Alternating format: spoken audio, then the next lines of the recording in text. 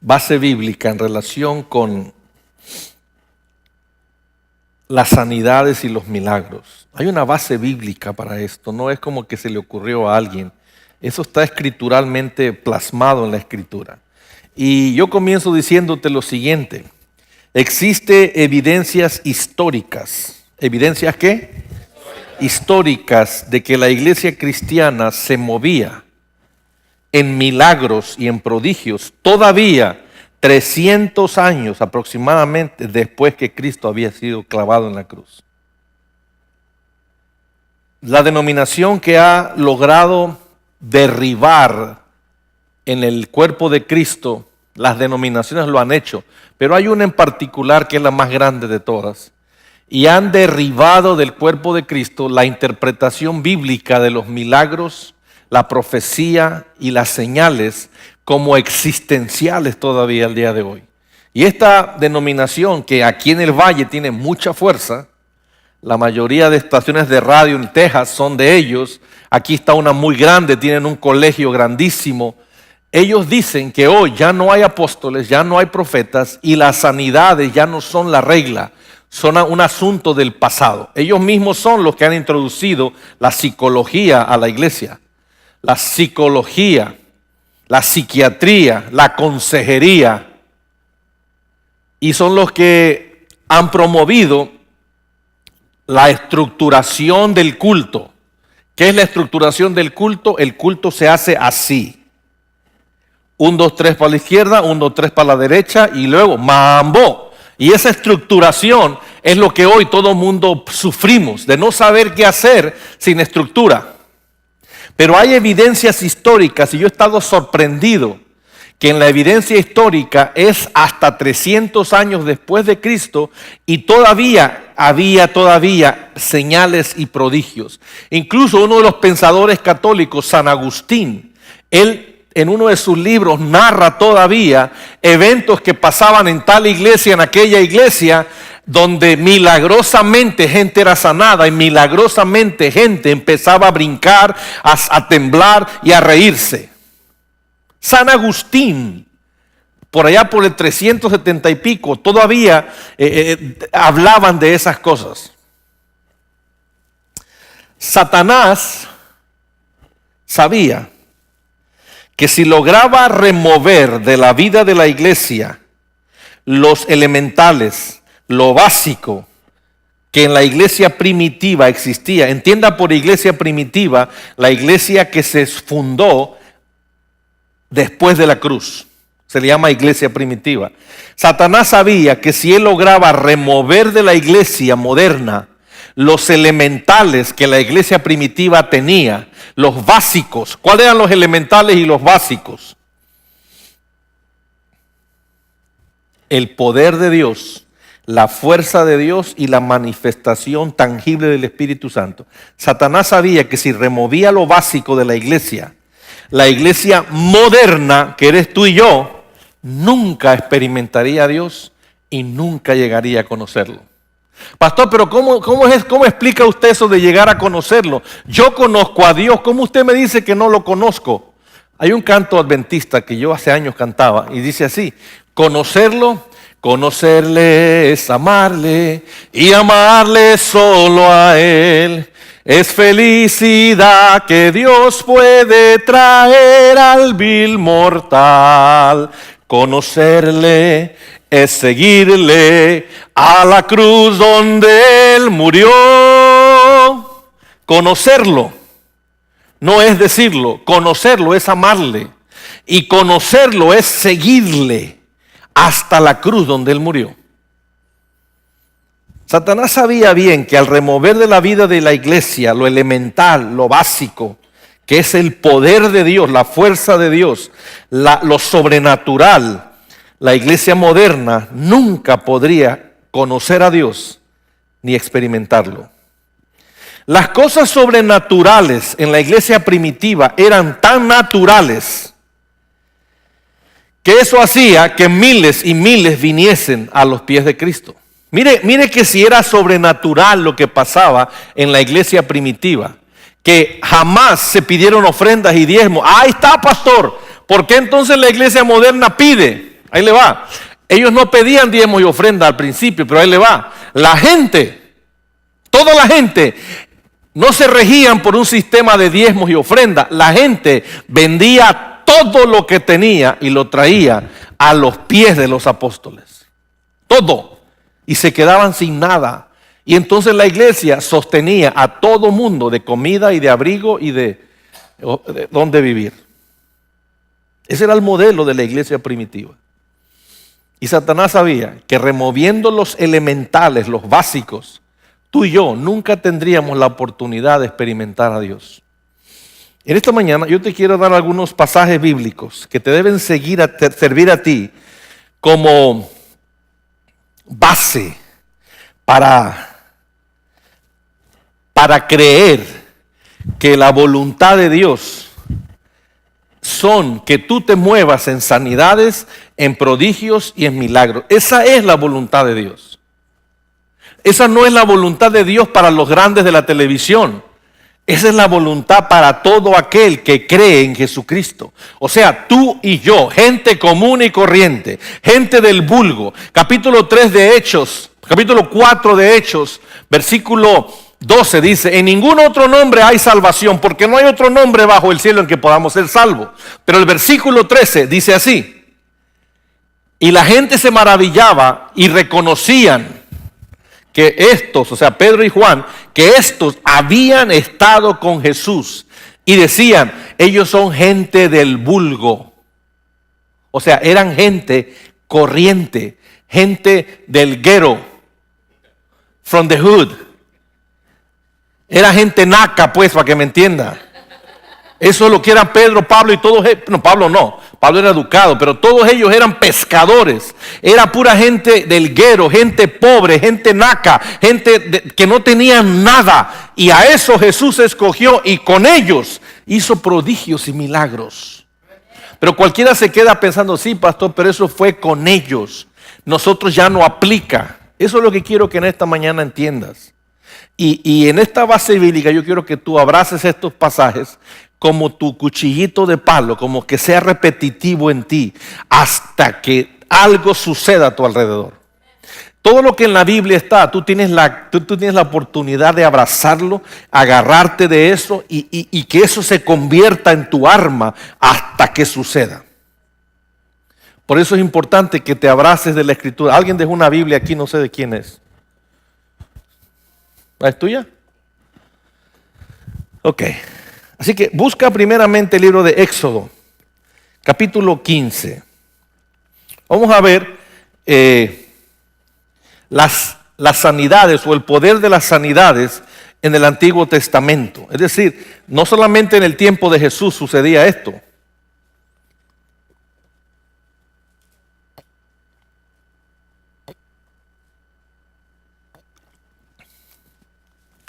Éxodo 16. ¿Lo tiene? Usted puede leer todo el capítulo.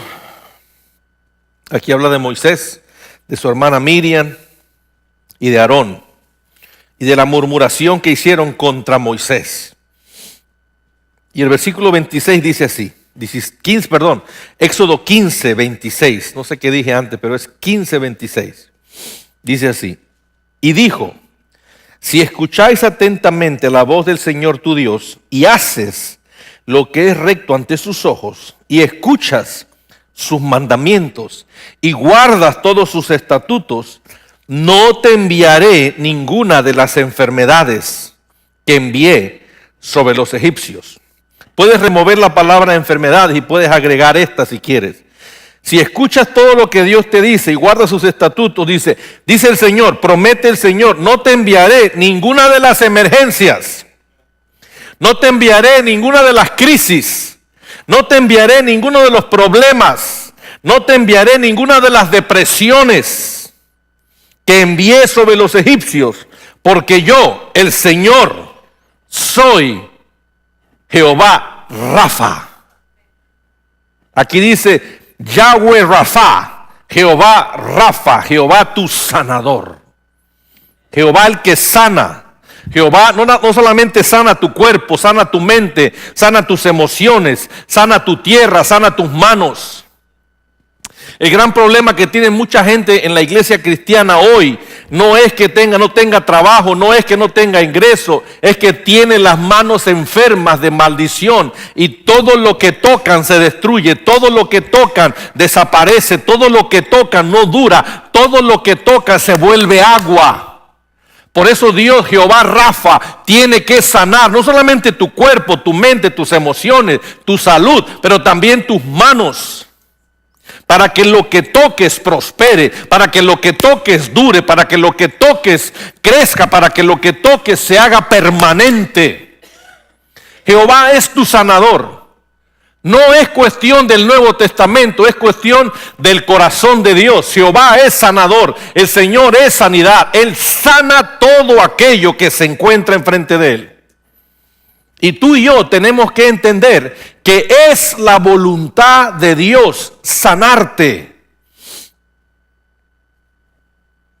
En este comienzo de año, yo no sé cuántos años llevas, yo lo que sí sé, que cuando yo me encontré con el Señor de una forma tangible, verdadera, y por fin me convertí,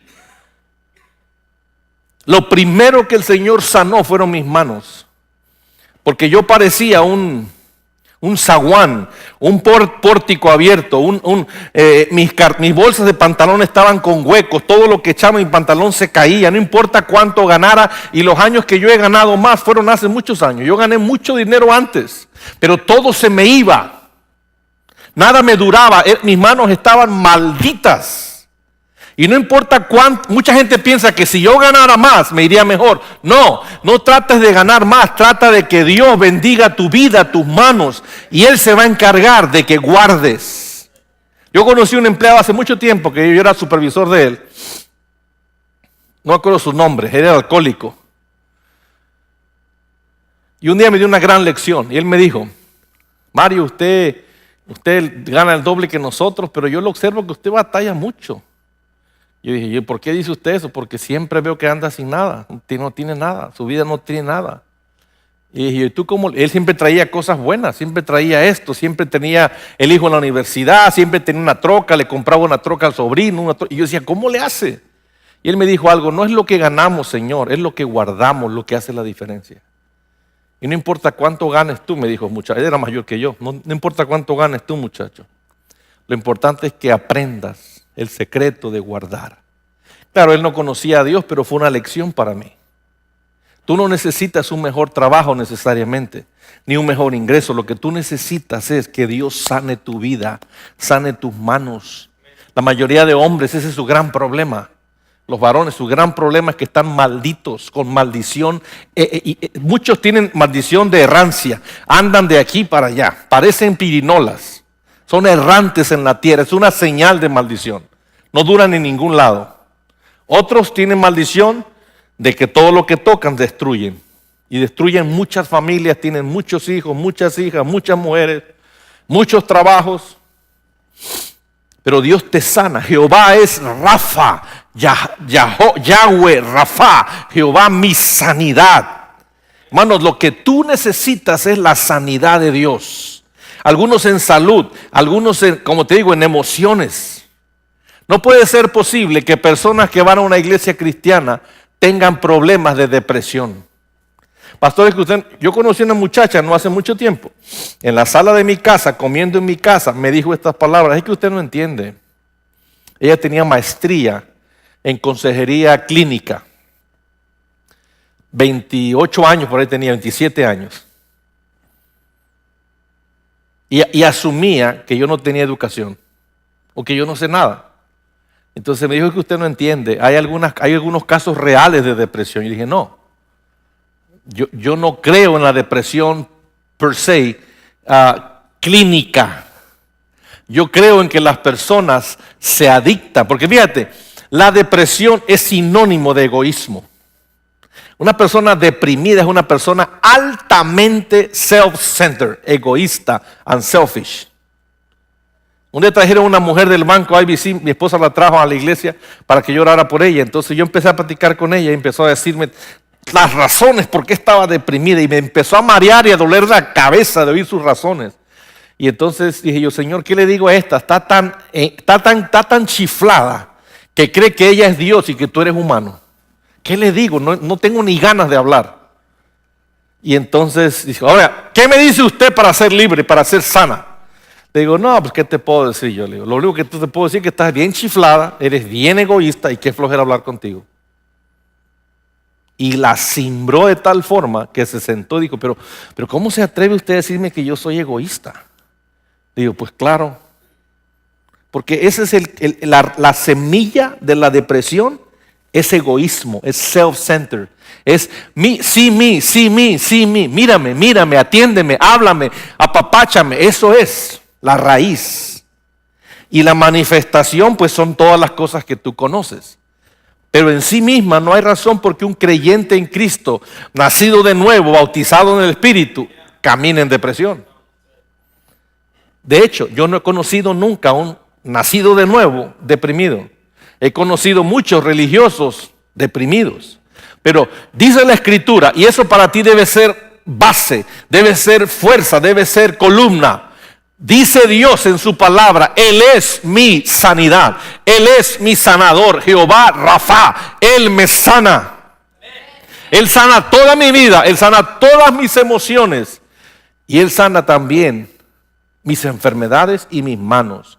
Ahí le va, mis relaciones también. Muchos de los problemas que tienen las parejas necesitan un encuentro con Jehová Rafa, Jehová que sana hasta tu relación. Porque las relaciones se dañan simple y sencillamente por pecado. Hace muchos años un chavo que tenía una revista aquí en McAllen que se llamaba McAllen Metro, me acuerdo bien, y él... Está bien, no se preocupe, son los niños, ¿verdad? Andar desfilando por ahí, yo creo. Él tenía una revista aquí en McAllen y una ocasión me pidió que si yo podía por 6 meses escribir artículos cada mes para su revista. Entonces le digo, claro, pero tienes que escribirlo en inglés. Me dice, ok, yo lo escribía, alguien me lo revisaba para checar que estuviera la cronología, la lógica y el spelling correcto y lo publicábamos. Entonces una ocasión me habla alguien porque escribí sobre las relaciones matrimoniales y el efecto que tiene en la vida diaria. ¿Y cuál es la razón de por qué pelean tanto las parejas? Y lo puse en esta sencilla frase. ¿Por qué pelean tanto las parejas? Por la palabra pecado. Pecado. ¿Por qué se agarra una esposa con el otro? Por pecado. Esa es la razón. Pecado. Y yo decía, ¿quién hace así? Ya me di cuenta que no, es la Daniela Cantú. Trae la música por dentro, ¿ya vieron? Esa va a cantar, va a bailar, todo junto en un solo paquete. ¿Te imaginas? Le va a sacar las canas al papá y le va a tumbar el poco pelo que le queda. Hello. Allá está el papá escondido, usted sabe. Jehová Rafa. Fíjate, sanidad emana desde el corazón de Dios. Este siempre ha sido su voluntad. Escuche esto. Siempre ha sido la voluntad de Dios sanar todo lo que se le pone enfrente y sanar a todo aquel que se le presenta. Esa es la voluntad de Dios, sanar. Bueno, la voluntad de Dios no es dejar enfermo a la persona o que viva la persona atraviada o emproblemada con cosas. ¿Por qué un Dios de sanidad, un Dios de amor, habría de salvarte y dejarte como te encontró, todo hecho bolas?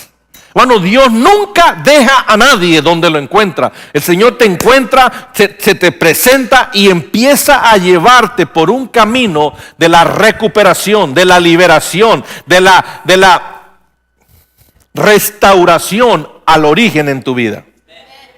Muchos de nosotros, por la única razón que hemos visto cambios alrededor nuestro, es porque Dios ha restaurado el origen en nosotros, ha traído nuestra vida al propósito original. Yo recuerdo años atrás platicando con alguien y platicábamos aquí de varias parejas en ese tiempo y de las que tenían posibilidad y las que no tenían posibilidad de salir adelante. Porque, ¿sabe? Uno se da cuenta desde el principio quién tiene posibilidad y quién no. Pastor, ¿y dónde deja usted a Dios en esto? Dios está ahí en su trono, el problema no es Dios, el problema son las parejas. Y recuerdo como hoy, que hablamos el tema de Robin y Brenda. Me acuerdo como hoy. Y la respuesta fue, no way they're gonna get better. No hay esperanza que ellos puedan mejorar. Eso fue la conclusión que tuvimos ahí. Sin embargo, al final de la conversación, esto fue una frase que dijimos, y recuerdo como hoy, que me alumbró a mí un poquito en cómo trabajar. La frase fue, a menos que Dios restaure al origen a esta pareja, nada va a pasar. ¿Qué quiere decir restaure al origen? Que el hombre sea la cabeza y ella se ponga sujeción a él. Eso es el origen. Todo lo que no se parezca a esto, por bien que esté, en cualquier momento se descalabra. Esto es el origen. El hombre liderea, cabecea, es el líder de su hogar, el proveedor de su casa, y la mujer viene y se sujeta, apoya, puede ayudar, lo que usted quiera, pero se sujeta. No con jeta, sino se sujeta. Ese es el origen. Y esto Dios bendice, esto Dios prospera. Todo lo que no sea esto, el hombre puede prosperar, pero no necesariamente Dios es prosperando. Ay, pastor, cuando usted habla así me pone de mal humor porque me quita la esperanza. Sanidad emana de su corazón. De la misma manera que decimos en la Biblia, Dios es amor.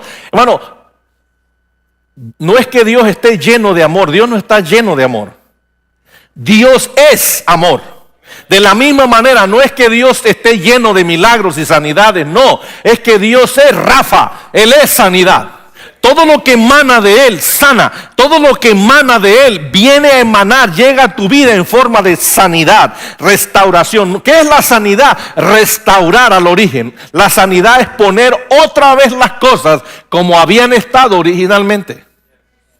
Por eso tú y yo tenemos que, mire, en estos días que he estado compartiendo, lo que voy a seguir compartiendo próximamente al principio del año, lo que estoy tratando es desarrollar en ti, hermano, fe para milagros, fe para cosas sobrenaturales, fe para prodigios. Yo quiero que tú tengas esa fe.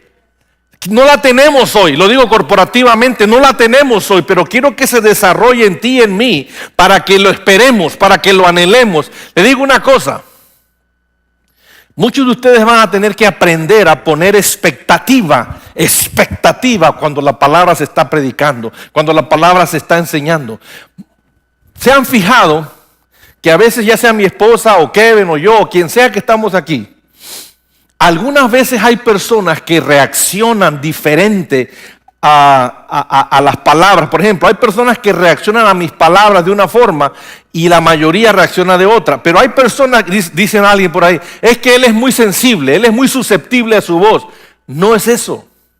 Es que la persona le pone mucho peso, le pone mucha expectativa, le pone mucha fe, tiene mucha esperanza en lo que está hablando de esa persona. Y cuando tú le pones a la persona fe, expectativa, lo único que despiertas en uno es que Dios venga a través de la persona y te toque. Porque mira, el que necesita la fe, la expectativa para milagros en este momento es tú. Y la vas a tener que poner en este momento en el que está frente a ti. Y todo lo que Dios quiera darte, te lo puede dar a través de una vasija. Dios no se manifiesta directamente. Siempre usa vasijas. Hay ocasiones que soberanamente Él lo hace. Pero en la manera natural lo hace a través de vasijas. Y tú y yo vamos a tener que aprender a ver la vasija que Dios haya escogido y tener expectativa, tener fe, tener anhelo. Señor, tócame, háblame, Señor. Ha habido gente aquí muchas veces y yo ya aprendí esto de memoria. Cuando alguien empieza desde que llega a tirarme piropo, digo, esta dura 6 meses. Y había una persona no hace mucho que decía, es que cada domingo el pastor todo lo que dice, yo le pregunto a Dios y Él contesta, porque le había puesto expectativa que Dios iba a hablar a través de la vasija. Se trata de eso. Pero sabes, más que expectativa es fe de que Dios te va a hablar, que Dios te va a tocar, que Dios te va a impactar, te va a impartir su vida a través de una vasija que no sirve. Y no porque la vasija no sirve quiere decir que tú la puedes pisotear. No, tienes que aprender que de la manera como trates a la vasija serás tratado tú más adelante. Y todos aquí vamos a ser padres, serán padres y serán madres. Y te conviene desarrollar honra, te conviene desarrollar respeto, te conviene desarrollar expectativa a través de vasijas. Primer pasaje que estamos viendo en esta mañana en el Antiguo Testamento es Éxodo 15, 26. Jehová Rafa, Jehová mi sanador. Llegas al hospital y te declaran una enfermedad terminal. Tú dices, Señor, tú eres Jehová Rafa, tú eres mi sanidad. Enfrentas una crisis grande emocional. Que, por ejemplo, un padre pierde a su hijo, una madre pierde a su hija y siente que su mente se va a explotar y siente que se quiere morir, siente que se va a volver loca. En esos momentos la persona tiene que saber decir, Señor, tú eres Jehová Rafa, tú eres mi sanidad, tú me sanas, Señor. Y aunque en este momento mis emociones estén turbadas, alborotadas, de cabeza rotas, tú eres mi sanidad. Y te aferras a eso hasta que cambie la circunstancia. Hablando del Antiguo Testamento. Así que de Dios emana sanidades. La sanidad estuvo presente en todo el Antiguo Testamento. Dios usó a Moisés para sanar a muchas personas. Dios usó a Elías, a Eliseo y a sus profetas para sanar a todos aquellos que el Señor quería sanar. Y todos ellos fueron prototipos. ¿Fueron qué? De Cristo. José en Egipto fue un prototipo de Cristo. José en Egipto fue un prototipo de Cristo. Prototipo de lo que vendría.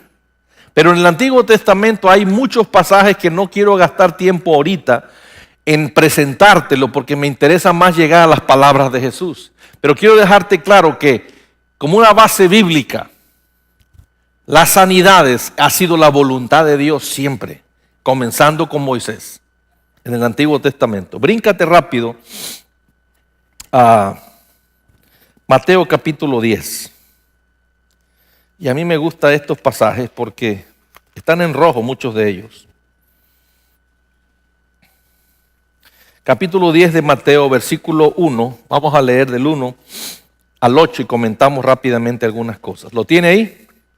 Mateo 10, 1 al 8. Dice aquí, entonces llamando a sus 12 discípulos, Jesús les dio poder sobre los espíritus inmundos para expulsarlos y para sanar toda enfermedad y toda dolencia.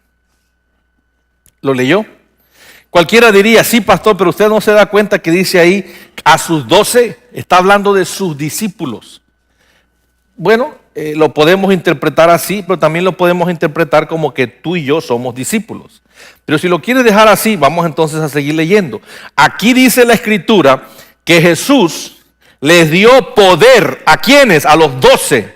¿Poder sobre qué? Sobre los espíritus inmundos para expulsarlos y para sanar toda enfermedad y dolencia. ¿Dice así? ¿Lo leyó? Déjame te digo algo, hermano. Lo que causa enfermedades en la gente son espíritus inmundos. Espíritus inmundos causan enfermedad en las personas. Hay personas que tienen, por ejemplo, grande rencor con su padre o con su madre o con un tío o con un ex esposo, una ex esposa, y ese rencor se lleva a tal magnitud que se vuelve en odio, y ese odio eventualmente cuando tienen 40 años, 50 años, empieza la persona a tener problemas en las coyunturas por la amargura que siente. Yo conozco una joven que tiene amargura contra el exmarido, amargura. Y esa amargura no se nota en la juventud, pero en la edad mayor se empieza a convertir en amargura que lastima las coyunturas y empieza la artritis. La artritis está altamente ligada a la amargura, a la falta de perdón, al rencor, al resentimiento. Y ese espíritu amargo es un espíritu inmundo.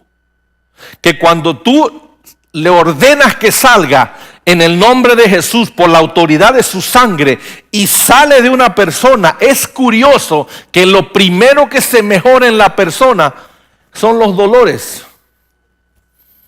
Y como que se le va la artritis o lo que sea, se le quita. Dice aquí la escritura en capítulo 10 de Mateo, versículo 1, que Jesús tenía 12 y les dio autoridad, les dio poder. ¿Para qué? Sobre los espíritus inmundos. Y después que les dio autoridad sobre ellos, para sanar toda enfermedad y dolencia. No nos podemos meter nada más a querer orar por sanidad. Tenemos que lidiar con el espíritu inmundo. Primero hay que lidiar con el que está causando la enfermedad. Por ejemplo, hace años atrás mi esposa padecía de grandes alergias. Las alergias están ligadas a espíritus de temor. Cada enfermedad que tú conoces, diabetes tipo 1, diabetes tipo 2, hipertiroidismo, tiroides, alergias y tantas otras cosas, a problemas cardíacos, alta presión, están ligadas a espíritus inmundos. Por ejemplo, Fabi padecía de alergias y le dieron un montón de inyecciones y vivía toda la vida tomando pastillas para las alergias. Curioso que nos mudamos a la casa y ahí le empezaron las alergias. No podía salir al pasto porque le daba alergia. No podía tocar al perrito Cookie porque le daba alergia. No podía tomar leche porque todo le daba alergias. Y antes de esa mudada no le daba alergia a nada. O no se notaba. Pero después de eso todo le daba alergias. Y empezamos el régimen de las pastillas y vivía drogada siempre y sleepy, durmiendo. Y yo decía dentro de mí, ¿qué vida va a ser esta con una mujer que vive durmiendo? No puede ser. Y ella vivía infeliz también. Cuando vino y tuvo entendimiento de las cosas, lo primero que Dios lidió con ella fue con su espíritu inmundo dentro de ella, de temor. Temía, tenía temores, baja estima, grandes miedos, cosas que tuvo que lidiar. En el momento que lidió con eso, se quitó lo otro. ¿Lo está viendo? Jesús le dio a los 12 autoridad sobre los espíritus inmundos. Y después de eso, para sanar toda enfermedad y toda dolencia. Jesús se lo dio a los 12. Lo vio conmigo, ¿verdad? Esto dice el versículo 1. Y el versículo 2 en adelante empieza a narrar los nombres de los 12. Que no vamos a entrar en eso. Pero pudiéramos decirte. Y estos son primero así. Simón llamado Pedro. Pudiéramos decir nombres modernos. Ahí tenemos a Pedro, a Nono, a Robin, a Vicente, a Raúl, a Kevin, a Fernando, a Mario, a Dani, a Alejandro. Aquí podemos poner los nombres que tú quieras, pero Jesús escogió 12 hombres comunes. Versículo 5. Y dice aquí, a estos 12 envió Jesús después de... En otras palabras, hermano, el Señor antes de enviarlos a predicar, antes de enviarlos a los pueblos a hacer las misiones de enseñanza y de milagros, primero los instruyó. ¿Primero los qué? La palabra instruir quiere decir discipular, los enseñó. Y aquí está una diferencia entre tú y los 12. Si lo que estamos hablando no se aplicara a ti y a mí, la Biblia entonces no tiene razón en muchas cosas. Pero se aplica a ti y a mí. La única diferencia entre ti y yo y ellos es que ellos fueron instruidos, discipulados en un corto tiempo. Jesús duró 3 años y medio, pero en esta ocasión, en cuestión de días o de semanas, los instruyó. Y ya después que los instruyó, los mandó. El creyente moderno lleva 30 años, 20 años, 25 años, 15 años, 10 años, 5 años, 3 años, 2 años, instruyéndose. Y se la pasa toda su vida en instrucción. Pero nunca es enviado, nunca sale, nunca hace nada por su maestro, solo está en instrucción. Eso es lo que la iglesia se ha convertido, un centro de instrucción eterno, permanente, que no tiene graduación. ¿Cuándo usted ha visto una escuela así? Ninguna escuela es para siempre, toda tiene un tiempo. Wendy próximamente regresa. Hoy es en 2 domingos, el tercero aquí está Wendy ya. El 21 aquí está. Se fue, pero ya acabó, ya regresa. Tus niños entran a la high school y llega el último año y gradúan y se acabó y sigue. Todo el tiempo estamos terminando y avanzando. Pero lo que nunca termina en una iglesia es la instrucción. Toda la vida nos las pasamos aprendiendo. Y aprendiendo y aprendiendo. Y en este lugar específicamente, ¿qué mucho hemos aprendido? Hermano, tú sabes más de lo que tú sabes o lo que te imaginas. Si te pongo a ti frente a cualquier hermanito de otra iglesia, te lo llevas de corbata. Te lo digo. Te lo llevas de corbata. Dios te ha expuesto a tanta instrucción.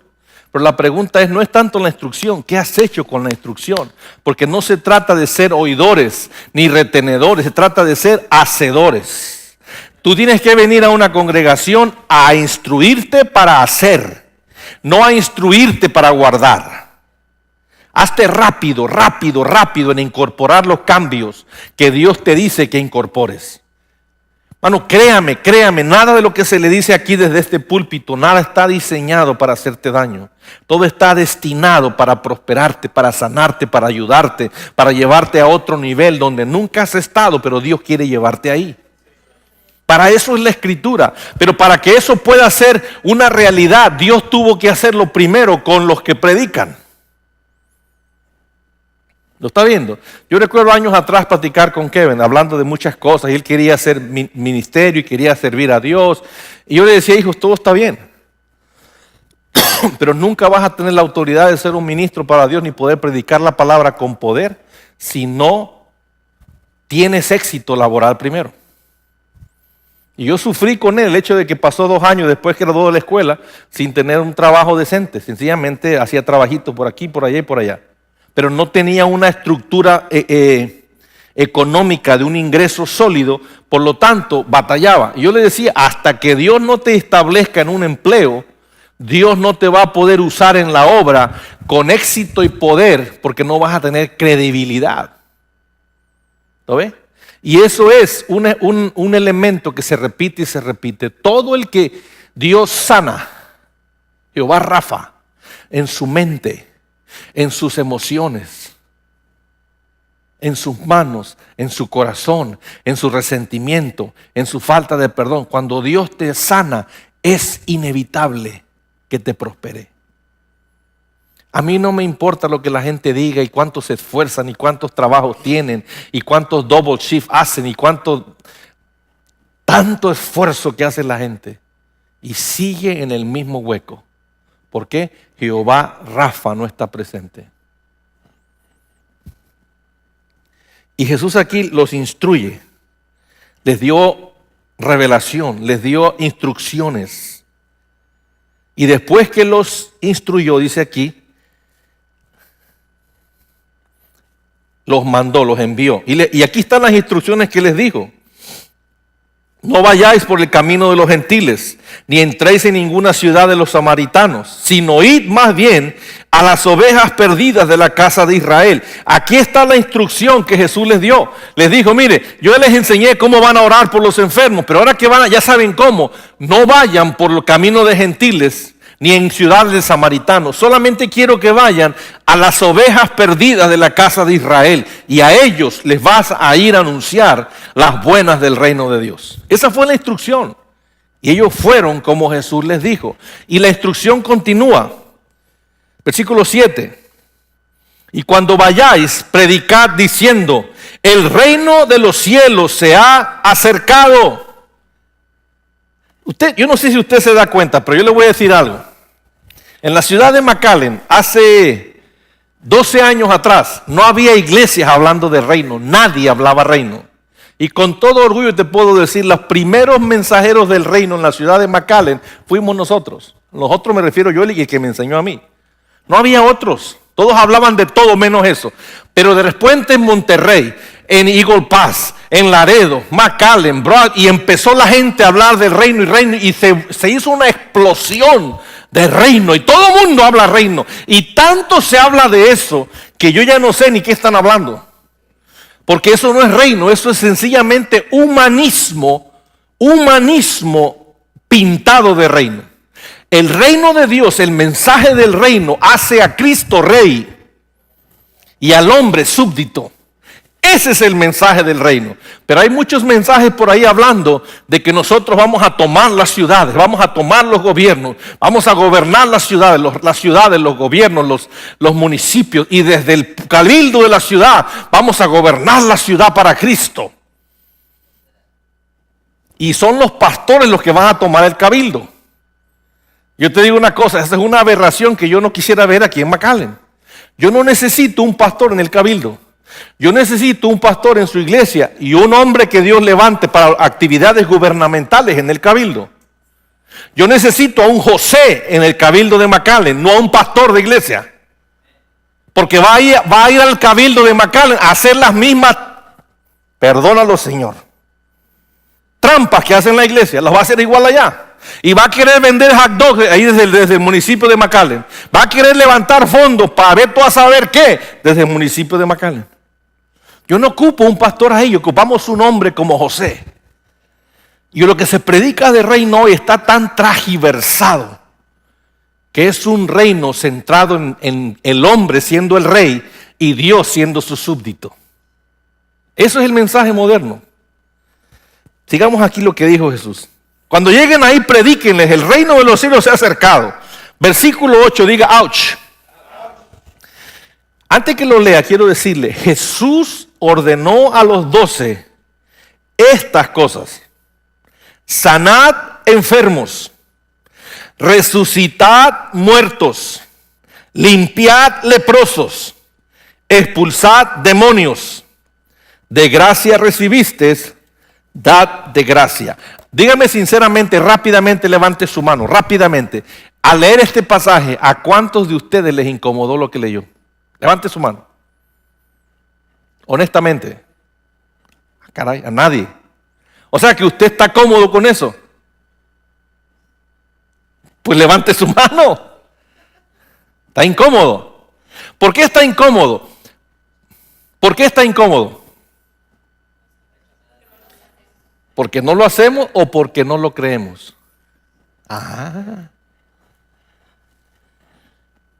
Eso es precisamente lo que queremos revertir en estas próximas semanas y hemos estado enseñando. Queremos revertir eso.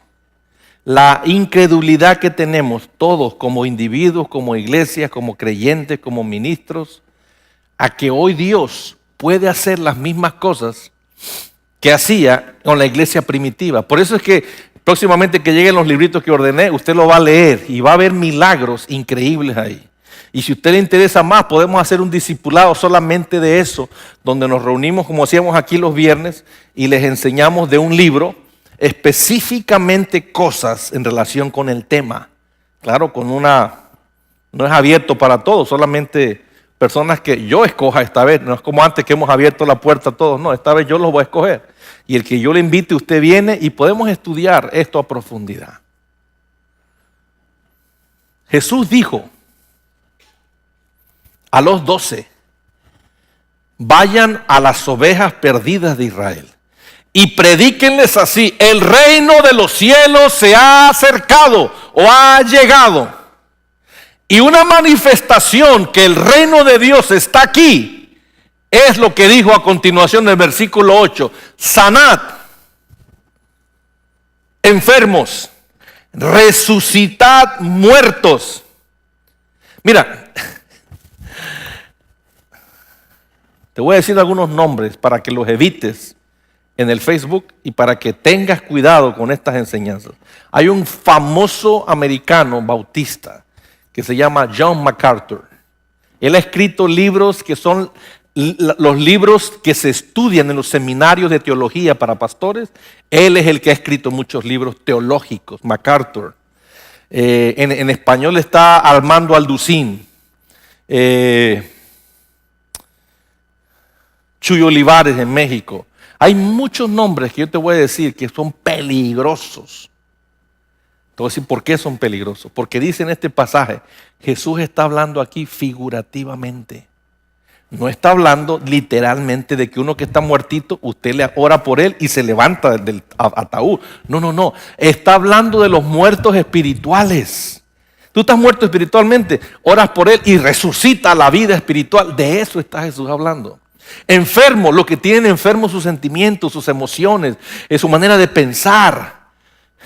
Eso, interpretan este pasaje de tal forma que la gente le han creado una incapacidad para creer algo sobrenatural. Solo creemos que la medicina puede curar. Creemos que los doctores pueden curar. Pero no creemos que la oración tiene poder para restaurar. Aquí no está hablando de enfermos emocionales, mentales, o de maneras enfermas de pensar, o maneras sexuales enfermas. Aquí no está hablando de muertos espirituales. Este pasaje se debe tomar al 100% literal. Déjame, se lo pongo más de cerca. Yo conocí en la Ciudad de México, un día que estábamos en la Ciudad de México, años atrás, Fabi y yo, llevaron ahí a un ministro que vive, un americano, no recuerdo su nombre porque hasta eso, no, tú te acuerdas, yo, David Hogan, sí es cierto. Ese hombre vive aquí en México, en el área entre el norte de Veracruz, norte de San Luis Potosí, no sé cómo le llaman ahí, el Bajío, no sé cómo le llaman esa área. Por esa área vive en un rancho entre el monte y entre indígenas. Ahí tiene una iglesia, así como el orfanato de Reynosa, pero entre el monte. Y en esa comunidad, alrededor de esos indios, David Hogan, Dios le ha dado la oportunidad a través de la oración de él y de sus discípulos de resucitar más de 600 personas. O sea, la resurrección de muertos en el caso de él es como cántate la otra canción, cántate esa. O sea, cambio de canción pues. Cambia de oración, o sea, algo normal. Lo sobrenatural es tan normal que es natural. Pero en McAllen lo sobrenatural es wow. Eso no pasa aquí. ¿Por qué no? Bueno, si tú vas a creer en un Dios que puede ayudarte a salir adelante económicamente, tienes que creer en un Dios que puede también hacer otro tipo de milagros. Usted sabe que Dios es creativo. Dios no se estanca, Dios no se traba solo en lo económico. Dios tiene 7 colores, una gran variedad de carismas, de prismas, de ángulos. Él puede hacer todo lo que se le dé su gana y todo lo que Él crea necesario en ti. No solamente sacarte de la renta. Por eso tú tienes que arrancarte de ese esquema de sacar la renta y llegar a un punto en el cual la renta esté bajo tus pies y quieras algo más. Para que la renta esté bajo tus pies, Cristo tiene que ser Señor también de tu cartera. Señor, Él debe mandar ahí. Pastor, pero yo quiero moverme en milagros de resucitar muertos. Vamos por partes, brother. Primero, deja que el Señor gobierne tu cartera. Segundo, deja que el Señor gobierne tu tiempo. ¿Cómo administras tu tiempo? ¿Cuánto tiempo le das a Dios? ¿Quién es tu prioridad? Y después hablamos de esto. Pero los que ya están listos para esto, te quiero ayudar a que tengas fe. Desarrolla la capacidad de creer. Mira, nada más digo estas cosas y se me calienta aquí. Aquí tengo fuego en mi estómago ahora. ¿Por qué? Porque yo anhelo ver eso a mi alrededor. El escritor que les digo, Randy Clark, él nunca Dios lo ha usado para resucitar muertos. Pero todos los que él ha impuesto sus manos sobre y han sido tocados con el Espíritu, muchos de ellos resucitan muertos a cada rato, menos él. Pero no te la llevo muy lejos. El pastor Zuno me dijo el otro día que en la India un día estaba una persona muerta y le pidieron que si podía orar. Dijo, bueno, pues yo oro, Señor, tengo así como habla ahí tan, ve cómo es él. Usted sabe que es tan emocional. Tengo la suficiente fe para que, así tranquilito como ora él. Tengo la suficiente fe, Señor, para que levantes a este muertito de la muerte. Y yo creo que tú tienes poder en el nombre de Jesús. Amén. O no sé cómo oró así, pero así ora él. Y guácatela, se levantó el Señor. ¿Lo está viendo? Todo aquello que tú tengas fe para, eventualmente vas a desarrollar una vida de. Luego, you gotta have faith too. You gotta have faith like. Therefore, you eventually will develop a faith like. Tienes que tener una fe para poder desarrollar una fe como, que se va a desarrollar en eso. Por ejemplo, hermano, hace muchos años, pero muchos años, yo dejé de preocuparme en el asunto de la renta y el ingreso de la casa. Yo no me preocupo de eso. Una ocasión me acuerdo que Brian, platicábamos él y yo, de los ingresos mensuales, de que él tenía en el tiempo que estaba casado, cuánto él tenía y todo eso. Y entonces me dijo, pues, me está yendo bien, tal. Y bueno, entonces yo le compartí cómo me iba a mí cuando mi esposa trabajaba, cuando la iglesia aquí, que fue el tiempo que Fernando fue a Boston, y pagábamos la Universidad de Boston. Y en algunos meses yo recibía entre mi esposa, entre mi sueldo, entre los bonos, entre semillas que la gente me regalaba y entre a veces lograba agarrar ingresos de la iglesia. Había meses que yo recibía de 8 a 10 mil dólares al mes, libres. Y me decía, wow, that was a lot. Le digo, no, that was not a lot. Eso era nada más para el propósito en el cual estábamos metidos. En el momento que el propósito terminó, y Fer terminó, y Kevin terminó, y todo terminó, el propósito cambió, por lo tanto los ingresos cambiaron. Pero ahí aprendí algo. Cuando llegué a eso, yo venía de otra cosa, menos que eso, menos. Pero cuando llegué a eso aprendí algo. Nunca me volveré a preocupar jamás por el ingreso de la casa, porque el Dios de los $1,000 al mes es el mismo Dios de los 8,000 o 10,000 al mes, y es el mismo Dios de la mitad hoy día. Es el mismo Dios. Y yo no me preocupo de esa área, yo me preocupo de otras áreas más importantes para mí. Pastor, pero lo que usted no entiende es que yo estoy batallando. Tú no estás batallando. Lo que tú estás es no creyéndole a Dios solamente. Porque no me diga usted a mí, Vicente o Nono, que uno no batalla con todo lo que tiene que pagar. No porque Dios te da más y dice que no batallas, todos batallamos. La única diferencia entre tú y yo es cómo interpretamos el batallar. Yo no lo interpreto como batallar, yo lo interpreto como algo que Dios tiene que lidiar con. Yo me preocupo de hacer mi parte, Dios se preocupa de hacer la suya. Así que no vuelvas a decirle batallo.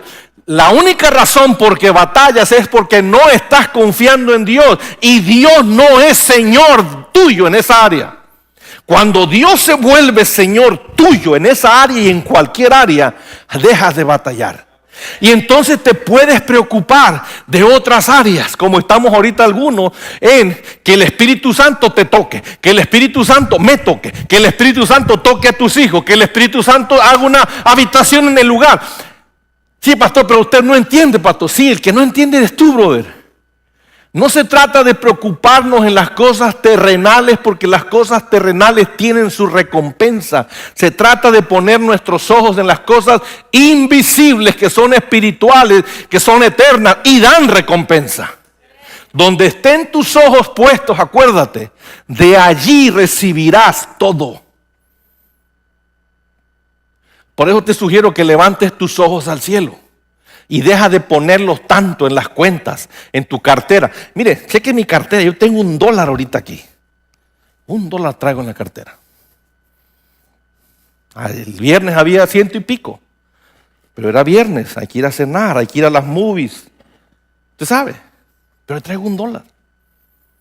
It doesn't matter, no me importa. El refrigerador tiene comida. Y si no, está Kevin que me invita. I wish.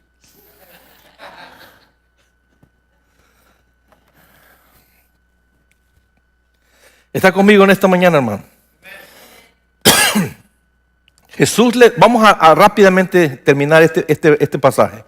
Capítulo 10 de Mateo, versículo 1 al 8. Jesús primero empezó esto diciéndole que le dio poder a los discípulos sobre los espíritus inmundos para expulsarlos, y después que los expulsas, para sanar toda enfermedad y toda dolencia.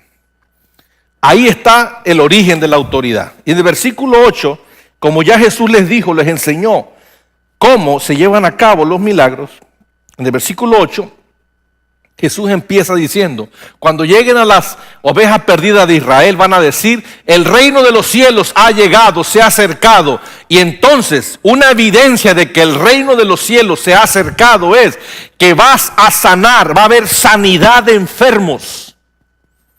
Ahora, le hago una pregunta, ¿por qué va a haber sanidad de enfermos? Porque ya hubo antes expulsión de espíritus inmundos. La sanidad es inmediata, es eminente una vez que los espíritus inmundos son removidos de una vida. ¿Está aquí, hermano? Toda situación que tenemos, por ejemplo, los abusos en el comer, los abusos en el beber, todo está ligado a un espíritu inmundo. Los abusos en la actividad sexual, las perversiones sexuales, las maneras torcidas de manejar el dinero. Le digo algo que he estado estudiando y aún no logro terminar este estudio, pero estoy estudiando muy en serio. El por qué los varones, no las mujeres, los varones se adictan tanto a la fiebre deportiva. Hay una razón espiritual y he estado investigando mucho de eso, porque me llama la atención que es más y más y más. Antiguamente la gente, los hippies se entusiasmaban con el movimiento hippie. La revolución sexual generó el énfasis sexual, pero en los 80 algo pasó y entonces el hombre dejó de estar involucrado en estas cosas y se ha tornado a la algarabía y a la magia deportiva de una forma adictiva. Que los hombres, varones, pueden dejar todo a un lado por seguir la algarabía deportiva. La defienden tanto, la abrazan tanto, la aman tanto, que es peligrosa. Porque no vemos el mismo comportamiento en estos el domingo cuando están frente a Dios. Tú ves el domingo, el jueves o el lunes, ahí en Dallas Cowboys Stadium, toda la gente gritando y haciendo un show por los Dallas Cowboys y se pintan y se ponen las camisetas y están brincando y yo no sé qué hacen. Yo nunca he estado en un estadio, yo nada más lo veo ahí y pintan y hacen ruido y están, gritan, hacen tanta bulla y llegan el domingo a la iglesia, están. Algo está mal con eso. No puede ser que alguien aplaude y grite de todo su corazón a un equipo deportivo y al Dios que le da toda bendición no tiene capacidad de expresarlo. Por eso es que me he dado cuenta que es un problema espiritual. Muchos no lo han visto así. No hablo de nadie aquí, yo hablo en general. Ese es un problema espiritual. El diablo ha torcido y ha engañado a la gente hacia dónde pone sus emociones. Cuando el Espíritu Santo desea que las pongas sobre Él, que te apasiones por Él, que te apasiones por Cristo. A mí me da, mire, una de las cosas que va a sufrir Wendy cuando venga, y le va a ir como en feria, y ahora va a entender más que nunca a mi esposa y a mí, cómo uno sufre contigo aquí. Cuando Wendy regrese le va a dar un shock. No va a poder creer lo que usted hace en la alabanza. Ella se va a quedar así. Porque ahorita, por ejemplo, están en un evento que está pasando en Kansas City. Se llama One Team 2017. Y ese es un grupo de 20,000, no sé cuántos jóvenes como ellos así, tipo Wendy, tipo ustedes, 20 y pico. Miles de jóvenes en un convention center gigantesco, alabando a Jesucristo, siendo edificados, siendo instruidos, pero a la hora que empieza la alabanza, todos están, usted sabe, de pie, gritando y cantando y haciendo toda clase de manifestaciones físicas, poniendo su pasión en la adoración. Jóvenes. Y entonces esos jóvenes van a su iglesia y hacen lo mismo. Y he estado en este tipo de cosas ya por varios meses. Nunca había experimentado, pero ahora que fue, le está gustando. Cuando regrese, se va a friquear. Y va a entender mucho de lo que uno sufre cuando estamos aquí, despedazándonos cantando, y tú estás ahí. Ya duró mucho. 1 hora cantando. ¿Qué le pasa a ese Robin? Está pero mal. 1 hora cantando y el pastor 2 horas enseñando. ¿No tiene nada que hacer o qué? Yo tengo cosas que hacer, o sea, que se apure.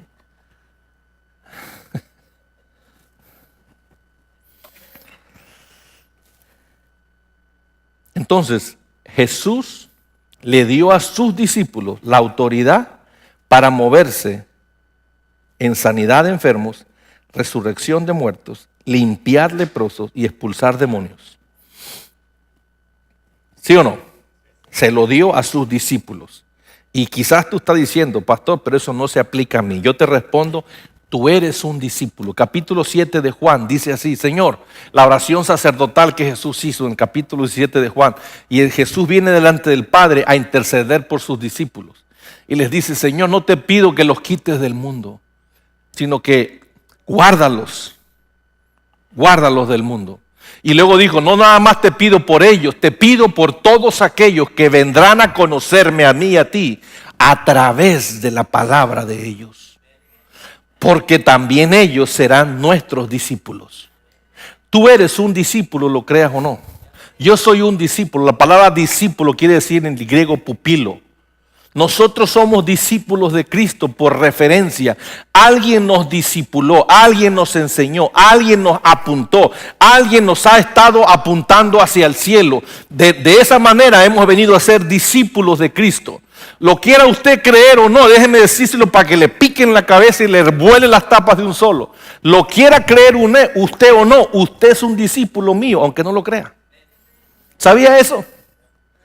Si yo soy un discípulo de alguien, alguien me enseñó a mí, alguien me mentoreó a mí, y a ese también, nosotros todos venimos siendo mentoreados hacia abajo, todos somos discípulos, por lo tanto, lo que Jesús le ordena a los discípulos aquí hacer, tiene una relevancia para ti y para mí, porque nosotros venimos de estos discípulos. Se aplica a nosotros, pero vamos a llegar a otros textos que lo dicen más claro. Hemos cerrado esta parte, bríncate a Juan. Está recibiendo esta mañana, hermano. Capítulo 14 de Juan. Pastor, pero usted predicó eso el domingo. Pero el miércoles, sí. Y también lo tocó en la oración el jueves, sí. Ya chole, no, pastor, no. Capítulo 14 de Juan.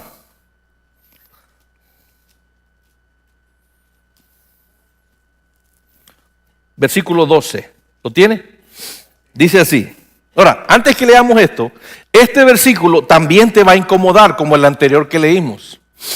Pero le voy a decir una cosa, hace años atrás había 3 versículos que a mí me incomodaban. Era el que le voy a decir ahorita y esto que estamos leyendo. Hoy ningún versículo de la Biblia me incomoda, pero antes sí me incomodaban. El primero que me incomodaba era el que dice Jesús ahí mismo en ese capítulo. Más adelante dice, cualquiera que ame más a padre, madre, hermano, hijo o hija, no es digno de ser mi discípulo. Porque el que no tome su cruz y me siga, no es digno de ser mi discípulo. Y yo decía, no puede ser posible que Cristo quiera que yo lo ame más a Él, cuando yo amo más a Fernandito, a Brian y a Kevin. Ellos son mi vida. ¿Cómo Dios me pide que yo ame más a Dios que a ellos? Y por años luché con ese entendimiento, porque no lo entendía.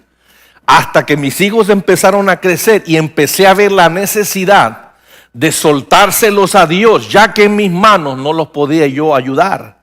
En mis manos estaban desprotegidos, en mis manos les hacía daño, en mis manos corrían peligro.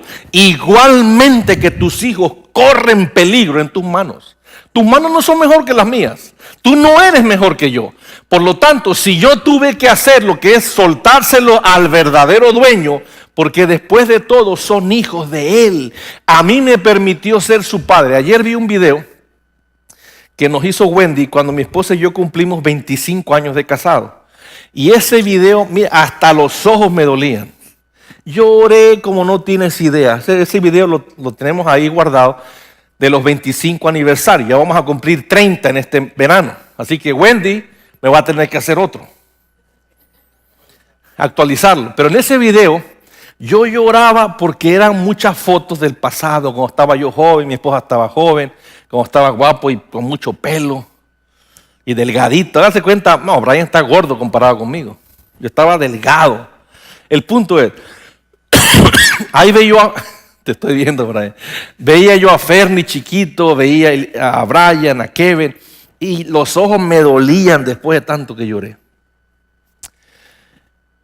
¿Por qué dije eso?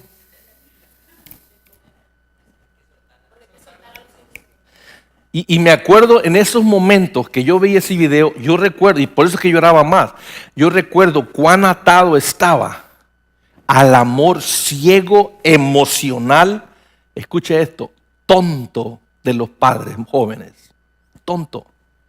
Es tonto. Porque en vez de ayudarlos, los despedazas. En vez de hacer algo bueno, los tuerces. El hombre por naturaleza, el hombre, hablo hombre y mujer, no sabe desarrollar bien, sabe hacer daño. Y hasta que un papá y una mamá no se los dan a Dios de regreso, esos hijos corren peligro. Corren un gran peligro. Por eso, y cuando eso sucedió, dije, Señor, son tuyos. Nunca más serán míos. Y te doy las gracias por estos 10, 12, 13 años que yo los he tenido totalmente bajo mí. Pero a partir de este momento los suelto para ti. Y ¿sabe una cosa? Desde entonces hasta hoy, yo nunca me he apropiado de ellos. Son del Señor. Él me los prestó por unos años y yo se los devolví. Y hasta ahí llegué. Y entonces el entendimiento del pasaje por fin cobró realidad y entendí. A esto se refería Jesús. Cualquiera que no ama más, que ama más a padre, madre, hermano, hermana, hijo o hija, más que a mí, el tal no es digno de mí ser discípulo. Ahí entendí. Y ya nunca me ha incomodado ese versículo. Pero como ya lo entendí, me volví picudo en explicar y decírselo a otros para que les pase lo mismo. Aunque no lo he logrado todavía en algunos de ustedes, porque yo les veo las caras y están. No. Aleja, Satanás, te reprendo, Satanás. No reprenda, hermano. Déjese enseñar, déjese instruir. Déjese instruir. Entonces, leamos el capítulo 14, versículo 12. En verdad os digo, el que cree en mí, diga conmigo, el que cree en mí, las obras que yo hago, él hará también. ¡Ay! Asimile. Asimile. Porque son palabras literales, no son palabras simbólicas. Aquí le vuelvo a decir otra vez los mismos nombres que cité hace un rato. Interpretan este versículo. Por ejemplo, John MacArthur es un hombre, ay, my goodness. Años atrás, cuando yo estaba igual en la religión, yo admiraba a MacArthur. Hoy día no puedo entender cómo alguien puede estar tan ciego a la hora que interpreta la Escritura y decirme a mí y decirte a ti que esto tiene una interpretación diferente a lo que es literal. Literal no es. No es que tú vas a hacer milagros como Jesús, no. Sino que ahora tú tienes más alcance porque lo que tú pones en Facebook llega a miles más rápido. Llega a muchos más países, llega a muchas más lenguas. Por eso es que Jesús dijo, las mismas cosas que yo hago, que es servir a Dios, ahora la vas a hacer más grande y aún más grande. ¿Por qué? Porque usamos social media. Si Jesús hubiese querido referirse a eso, ya hubiera habido en su tiempo social media. Pero Jesús no se refirió a eso, Jesús se refirió a un asunto literal. Literal. Mire que empezó con la frase, el que cree en mí. El que cree en mí, las mismas cosas que yo hago, él hará. ¿Ha escuchado usted que un papá a veces que es soldador, de repente a su hijo le gusta la soldadura? Un papá, por ejemplo, que es pelotero, de repente al hijo le gusta la pelota y se vuelve deportista. Un papá que es boxeador, Chávez, el hijo le gusta el boxeo también, o la lana que se gana en el boxeo. Pero regularmente los pequeños imitan o tratan de desarrollar las habilidades de sus padres o de sus ejemplos. ¿Cierto?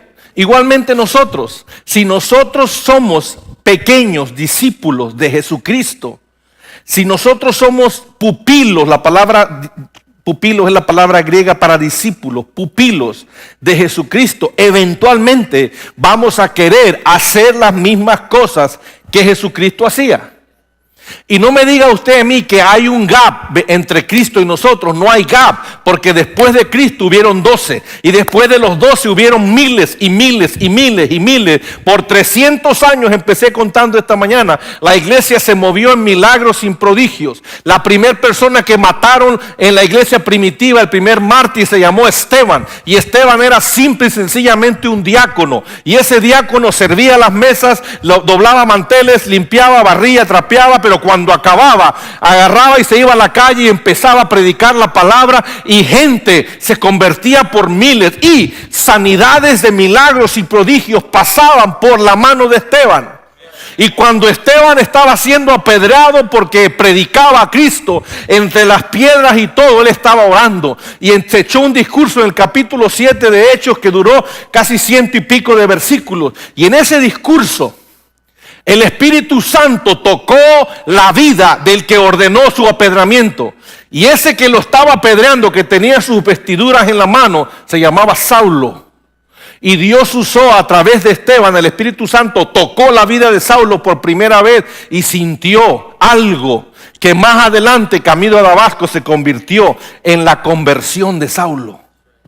¿Lo está viendo? Un simple discípulo, un hombre común, un Pedro, un Juan, un Mario, un Vicente, un Robin, un Kevin, un Raúl, un Damián, un simple hombre común. Dios tiene el deseo, no solamente la capacidad, el deseo que tú entiendas, que yo entienda, que Él quiere usarte para algo más que solamente trabajar, que solamente proveer, que solamente ganarte un sueldo, que solamente ir a un trabajo, que solamente estar ahí con tu carro nuevo, viéndote bonito en tu casa linda. Dios tiene cosas más grandes para ti y para mí que hagamos, y requiere que realmente entendamos que para hacerlo necesitamos poder de Dios.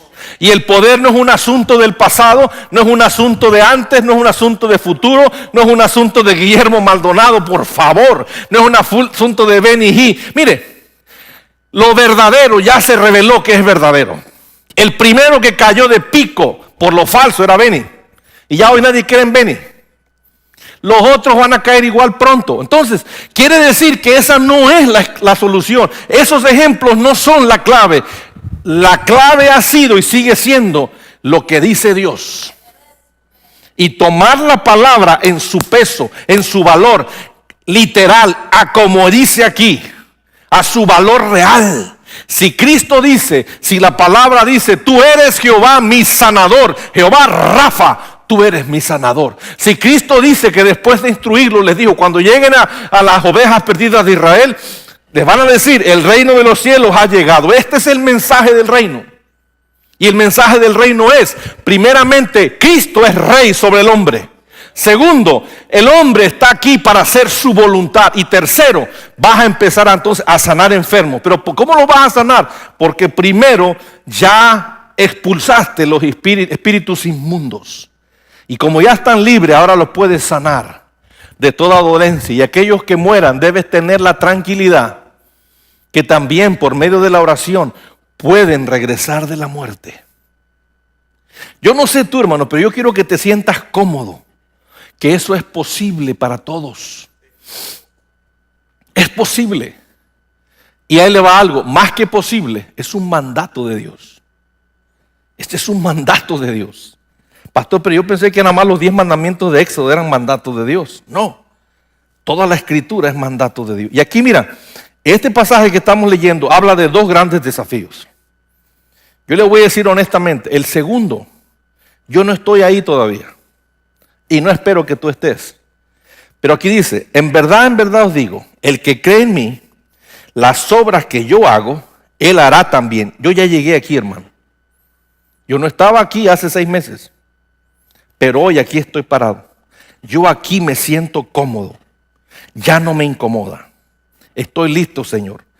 En el momento que digas, en el momento que se presente la necesidad, vamos a movernos en fe para sanar al enfermo, para sanar al leproso, para orar por un muerto, para hacer lo que tengamos que hacer. Pero la segunda parte dice, y aún mayores que estas hará, porque yo voy al Padre. Aún no he llegado a ese punto, yo no he llegado ahí. Pero lo que me interesa es que tú llegues junto conmigo a la primera parte. Ahí debes llegar. Las mismas cosas que Jesús hizo son para ti obligatorias. Mire que no dije posibles. Posibles no me dice nada. Obligatorias me comanda a hacer algo. Y yo quiero comandarte en esta noche, en esta mañana, a hacer algo. Tenemos que hacer algo. No podemos quedarnos ahí solo esperando que la hermana Fabio y el hermano Mario se encarguen de orar por los enfermos. No. Usted va a empezar a orar por enfermos. Usted va a orar por los enfermos. Nos va a contar sueños, nos va a contar visiones. Va a tener visiones, va a tener sueños. Dios le va a revelar cosas. Dios les va a revelar visiones. Les va a revelar secretos. Dios nos va a hacer a todos útiles en su obra. Si no somos útiles, somos inútiles. Por eso hemos traído este grupo de personas que van a venir a activar. Lo que me interesa mucho, hermano, es que tú seas útil para Dios. Y yo quiero ser útil más todavía para Dios. No me interesa ser inútil. Y no quiero ser yo aquí la estrellita marinera que brilla y nadie más brilla. Porque si yo soy la única, mi esposa es la única, o Kevin es el único que brilla en este lugar, estamos bien amolados, porque no hemos hecho nada para Dios. Solamente hemos reunido ovejas que vengan a aplaudirnos, pero no hemos desarrollado hijos a Dios que adoren a su Dios. Y esa es la diferencia de una iglesia de reino a una iglesia donde el hombre es el rey. En donde el hombre es el rey, establece su reino en las multitudes. Pero hermano, a mí no me interesa establecer mi nombre. Es más, entre menos nos conozcan, mejor. Entre menos nos conozcan, porque sabes, se trata de que tú y yo y todo aquel conozca el nombre. No mi nombre, no tu nombre. El nombre, the name, above all names. El nombre sobre todo nombre. Ese es el que nos interesa que la gente conozca. Y para allá vamos. Y qué casualidad que en esta coyuntura que se abrió en enero con los de Efrata, en ese mismo juncture se incorpora el amanecer de la esperanza a través de su intercesor principal. Y vienen a visitar la iglesia, la ciudad, para interceder por un mover de Dios. ¿Sabe qué quiere decir un mover de Dios? Un reavivamiento. Y en el reavivamiento no importa quién lo empieza, no importa dónde empieza, no importa quién lo liderea. Lo que importa es que Cristo se lleve la gloria. Ahí le va. Ahí estoy yo parado hoy.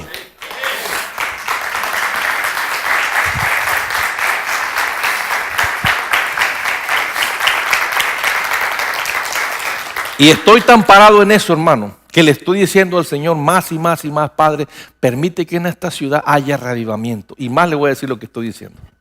Esto para mí es revelador. Y no permitas que yo esté involucrado en liderazgo. Permíteme ser de la bola. Porque yo sé que si estoy incorporado en liderazgo, me voy a poner el sombrero de la gloria. Así que yo no quiero esa oportunidad. Dásela a otro. Dame la oportunidad que seamos de la bola en el mover que Dios quiera hacer en esta ciudad. De la bola. No los de liderazgo, no los que brillen. Dios me libre de brillar. ¿Por qué? Porque yo sé, yo me conozco, tú te conoces. Si yo me das la oportunidad de brillar, yo me tomo el crédito. Y ese es un riesgo que Dios no se puede tomar conmigo. Por eso no lo quiero. ¿Lo está viendo? Así de serio estoy en esto, hermano. Igualmente tú tienes que estar serio. No se trata de quién brilla. Se trata de que algo pase. Y yo quisiera que las otras congregaciones pudieran sentir el mismo sentir que Dios tiene en relación con la ciudad. Un peso por la ciudad y no un peso por las congregaciones locales. Pero si tenemos peso por la ciudad, las congregaciones locales se van a impactar. No puede ser posible que entre los gringos sí se dé esto y entre los mexicanos no se dé esto. Qué increíble que en la ciudad donde vive Barry, él tiene varios amigos ahí, pastores, que empezaron todos igual, como hace 40 años, a la misma edad, todos igual, y todos tienen mega iglesias. Al parecer la más grande es la de Barry, que tiene como, no sé, 4.500 personas. Pero yo conozco a otro pastor que es amigo de él, que es un hombre impresionante cuando habla. Él tiene 4.000 personas en su congregación y el otro tiene 3.000. Pero todos empezaron con un grupo de 10 personas hace 40 años. ¿Qué pasó? ¿Por qué siguen siendo amigos? Porque desde jóvenes eran amigos y los 3 o 4 que son se ayudaban unos con otros para que las iglesias no batallaran. Y cuando tú vas a eventos Efrata, por ejemplo, hacen 10 cultos, por decir algo, estamos en 10 reuniones y en cada reunión la banda que toca es de alguna iglesia local, no es de Berry. Y son grupos diferentes, se bajan y todos parecieran que son de la iglesia local, pero no son de otra iglesia. ¿Cuándo tú puedes hacer eso? Tú se puede. Batallas aquí. Porque la mentalidad nuestra, que es culturalmente, es muy egoísta. Es muy self-centered, todo lo quiere para sí. Si no, mira a tus hijos. La capacidad que tienen de compartir, 0. No pueden jugar entre sí sin pelear. Eso habla de un problema cultural que tenemos que combatir. Por eso es que yo le doy tan duro a la cultura. No se trata de hacer aquí una iglesia de mexicanos, una iglesia de americanos, no es una iglesia que hable español o que hable inglés. Se trata de una iglesia donde Cristo sea el centro y la cultura que hablemos, respiremos y prediquemos sea la cultura del cielo en la tierra. Esa es la que debemos defender. ¿Dónde? Donde deberá haber nacionalidades. Yo, así como que soñó Kesia hoy, yo sentí un gran alivio cuando ella dijo eso. ¿Sabes por qué? Porque ese es mi anhelo. Ver aquí en este lugar, en esta congregación, otras naciones. Yo ya estoy hasta la coronilla, brother. De mexicanitos, en serio. Porque no avanzamos, no damos mucho fruto. Pero otras nacionalidades se les da más fácil. Y yo necesito que tú veas lo que estoy hablando plasmado en otros para ver si aunque sea así, te animas a mover el tambor, a mover el cuerpo, a mover las manos, a hacer algo, aunque sea gru, gru, gru, hacer un ruidito, yo no sé, pero que hago algas mientras la alabanza está sucediendo, hermano, porque esa es la voluntad de Dios. ¿Estamos aquí? Y en el versículo 13 de este capítulo que leímos, aquí está importante algo. Hablando de que oremos por enfermos, que hagamos las obras de sanar enfermos, de resucitar muertos y todo eso, el versículo 3 dice una clave muy importante. Todo lo que pidáis en mi nombre, lo haré. Cristo lo va a hacer. ¿Lo está viendo? Para que el Padre sea glorificado en el Hijo. Ahí le va. ¿Por qué no suceden muchas cosas? ¿Por qué no vemos milagros? ¿Por qué no vemos sanidades? ¿Por qué no vemos cosas gloriosas en Dios? Porque queremos llevarnos la gloria a los hombres. Pero la palabra dice, todo lo que me pidan, yo lo voy a hacer. ¿Para que el Padre sea glorificado en el Hijo? Si tú y yo hacemos las cosas para que Cristo, para que Dios se lleve la gloria, dice que Él lo va a hacer. En otras palabras te estoy diciendo, hermano. Te estoy diciendo, préstame tu Biblia. Lo que te estoy diciendo es, nice Bible. Miquel Perales. Ve esto, ve, yo no sabía que tenías una Biblia. Pues ve lo que estoy viendo aquí. Así los padres deben cuidar la vida espiritual de sus hijos. Comprándole su Biblia y hágaselo lo más serio posible a su niño o a su niña, que este libro tiene seriedad. ¿Cómo? Usted le compra una y es suya. Y póngale hasta su nombre, la foto, si quiere aquí la foto de él, yo no sé. Nice, like it. Lo que te estoy diciendo es, yo quiero que tú tomes este libro a precio. How do you say that in English? To fair market o to fair value, ¿cómo es? I heard that expression. Que tomes este libro a su precio real, como verdadero, como la única verdad, como que es cierto, como que no hay otra cosa que va a pasar, como que es la única solución. Pastor, pero está exagerando, hay cosas que pueden pasar. Brother, ¿vas a hacer del libro o no vas a hacer del libro? Tú tienes que decidirlo. Yo soy una persona que cree en el libro. Usted no me puede contar a mí nada. Si no está aquí, yo no lo creo. No me interesa cuán inteligente sea la persona. Yo me cierro y rehúso a creer todo aquello que contradiga al libro. Si el libro no lo dice, yo no lo recibo. Y todo lo que el libro dice, yo trato hasta mi máxima capacidad de obedecerlo. Y como trato de obedecerlo y lo obedezco, entonces puedo reclamar sus promesas y Dios las cumple, no tiene opción. Dios está obligado a darte todo aquello que tú obedezcas basado en el libro. Pero todo aquello que desobedezcas, déjate andar orando y pidiendo que Dios te lo dé cuando tú sabes que lo estás desobedeciendo. Por ejemplo, que un hombre dice: Padre, Señor, yo te pido por un corazón puro, santo, hazme igual a ti, Señor, yo quiero ser puro y santo. Y el vato tiene un amante. Espérame. No andes pidiendo eso porque nunca va a pasar. Tienes que terminar con la amante y entonces oras. O la hombre o la mujer está adicto a la pornografía. Y por lo tanto, el que está adicto a la pornografía, por definición, sufre de masturbación. No hay, van de la mano. Y pide: Señor, dame un corazón santo y puro para hacer tu voluntad. Quiero moverme en milagros. It's not happening. It's not happening.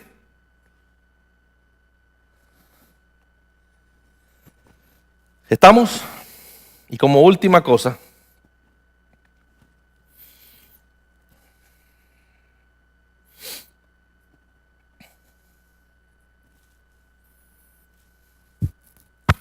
bríncate conmigo rápidamente a Mateo 28. Ahora sí terminamos. Para mí es muy importante este pasaje. Mateo 28. Entienda que este pasaje de Mateo 28 es lo que se le llama en términos teológicos la Gran Comisión. En inglés, The Great Commission. The Great Commission. La palabra commission tiene una significancia de orden. Jesús te comisionó, te ordenó, te mandó a que hicieras. Pero en español la gente no tiene esta connotación, y en español la gente piensa que esta es la gran sugerencia de Jesucristo. The great suggestion. No, it's the Great Commission. Cuando los policías los ponen, los van a activar como policías, dicen ellos: they commission the officers to the service. They commission. Los comisionan. En español no tenemos entendimiento de esa palabra. Y entonces, como no tenemos entendimiento, hemos desatendido el mandato de la gran comisión. No es la gran sugerencia de Cristo, es la gran orden, la gran comisión. Y dice aquí Jesús en Mateo 28, versículo 18. Acercándose Jesús, les habló diciendo: toda autoridad me ha sido dada en el cielo y en la tierra. Un momento, antes que termine le digo esto. Acuérdese, leímos primero en el Antiguo Testamento: Jehová es tu sanador, Jehová Rafa. Luego leímos que Jesús le dio a los 12, en Mateo 10, a los 12 les dio la orden de ir a las ovejas perdidas de Israel y anunciar: el reino está aquí. Y les dijo: esto es lo que van a hacer. Esa fue la orden que aplica a ti y a mí. Pero aquí lo prueba con contundencia. ¿Cómo se dice? Dencia. Oh my goodness, ahí es feo. Acercando Jesús les habló diciendo: toda autoridad me ha sido dada en el cielo y en la tierra. 19. Id. En inglés dice go. Bien interesante. ¿Cómo le parece más ordenado? Go. O la palabra id. ¿Ven la diferencia? Hasta el bendito español me cae mal por eso. O sea, es que hay palabras que en inglés y en el original así dice, es una orden, go. Y en español dice: bueno, hermano Gama, si le fuera posible. Id, go. Id pues. Y dice: haced pupilos, discípulos. En el original dice: en todas las naciones. Aquí dice: de todas las naciones. Es igual. Id y haced discípulos, bautizándolos en el nombre del Padre, del Hijo y del Espíritu Santo. Versículo 20. Enseñándoles. En el original tiene una connotación: ordenándoles a guardar todo lo que os he mandado. En otras palabras, miren nada más, miren para acá. Jesús le está diciendo a los 12 en la gran comisión: go a ser discípulos, go and make disciples. Vayan. Y van a llegar y les van a ordenar a que hagan las cosas que yo a ustedes les ordené. ¿Lo vio? Ustedes van a ser discípulos en todas las naciones del mundo en mi nombre. Los van a bautizar en el nombre del Padre, del Hijo y del Espíritu Santo. Y les van a ordenar, se van a asegurar que estos discípulos hacen lo que yo a ustedes les mandé que hicieran. Eso es lo que está diciendo ahí. Entonces no me diga usted a mí que eso no se aplica a nosotros. Porque eso es lo que todo el mundo enseña en todos los cementerios teológicos hoy. Que eso no se aplica a nosotros. Eso es parte de la iglesia primitiva. Hoy nosotros no estamos para hacer milagros. Estamos para bautizar nada más.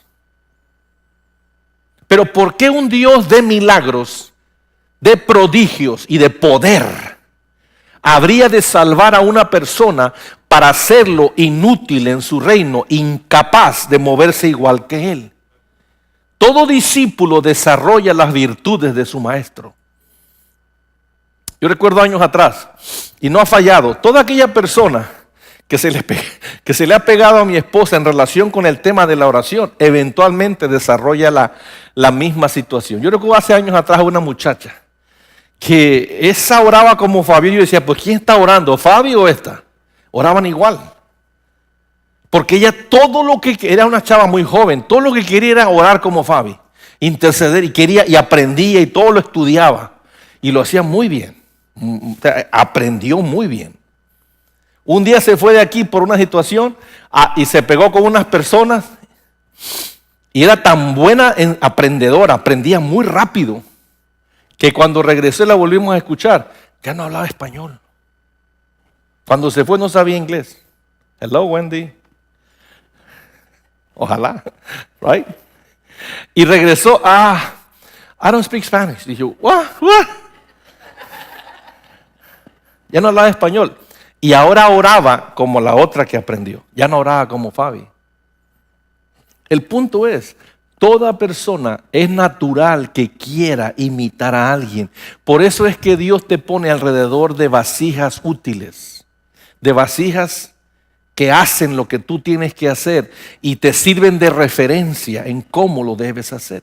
¿Por qué crees que los niños aprenden a caminar?